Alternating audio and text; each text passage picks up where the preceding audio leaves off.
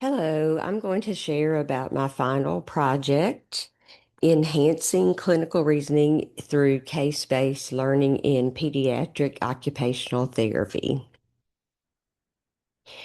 The current state of my teaching for clinical approaches or clinical settings is, I would say, very informal.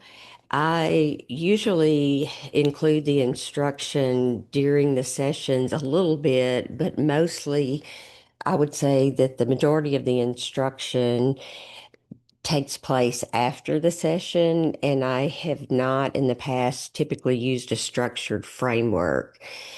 And even though my overall goal was on the development of clinical reasoning skills, I never really intentionally planned learning activities to develop clinical reasoning skills of students. So my goal is to be more intentional and structured.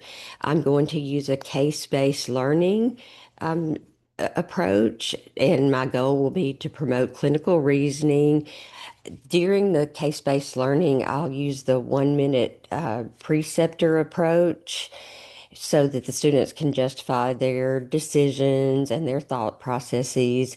And then when questioning, as long as there's time, I plan to use the QARRD approach or QARD approach.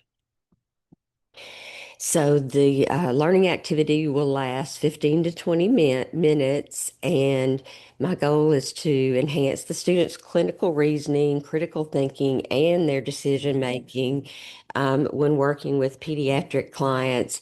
And specifically, this would be a client with fine motor, sensory processing, and behavioral challenges. The learning objectives are that the students will be able to identify the key performance deficits in a pediatric OT case, to develop an appropriate evidence-based intervention plan or some intervention plan activities that they can name, and then to justify their decision making using reasoning, and also to be able to integrate the information on the sensory, behavior, and motor considerations when making those decisions. And then I'm going to have them reflect on their clinical reasoning process. So the client scenario is a 5-year-old child in outpatient OT setting, and the child presents with some fine motor delays, such as difficulty with grasp, difficulty using scissors, and just poor overall handwriting readiness. The sensory processing challenges show that the child is seeking sensory input, so they're moving around, they're seeking deep pressure and vestibular input and even tactile input, and their regulation is poor.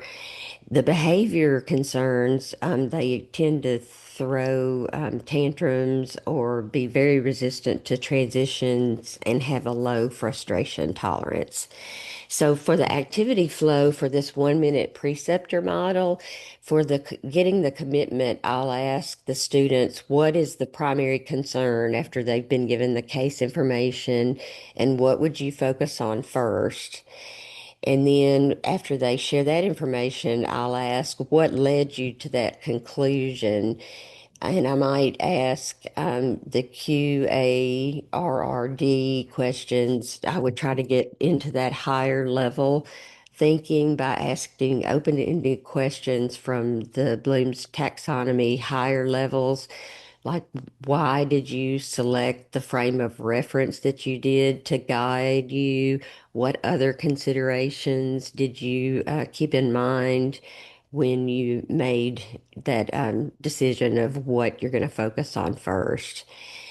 And then I'll ask, what about this case can you apply to future cases? And for teaching, the general rule I would want them to take away is that in children with sensory and behavior challenges, they usually need to be able to regulate themselves to have good fine motor performance. So that would be the takeaway, is to prioritize that regulation first.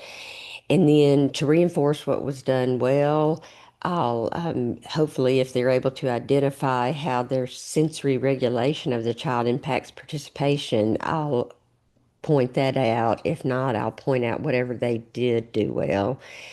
And if they didn't prioritize regulation, so if, for example, if they started to say, I would start working on fine motor skills first, I would say, remember to prioritize regulation before fine motor tasks. I will have the resources that are needed will be written case scenario, my guiding questions, so these 1 minute preceptor steps that I just reviewed. And then I'll also have the sensory profile scores, summary, and just some of the brief evaluation data available.